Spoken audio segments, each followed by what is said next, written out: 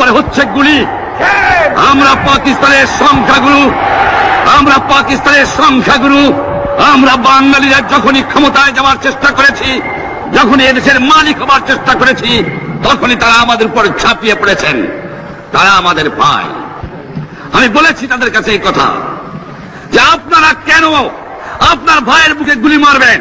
আপনাদের রাখা হয়েছে যদি বহিঃশত্রু আক্রমণ করে তার থেকে দেশকে রক্ষা করার জন্য।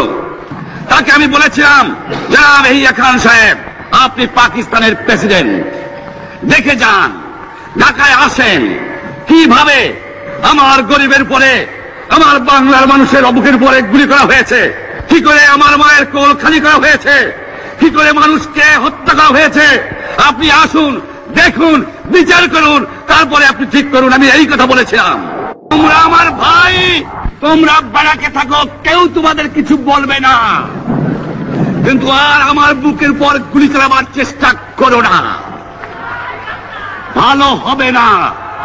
7 কোটি মানুষকে তাবায় রাখতে পারবো না। আমরা যখন মরতে শিখেছি তখন কেউ আমাদের দমাতে পারবে না।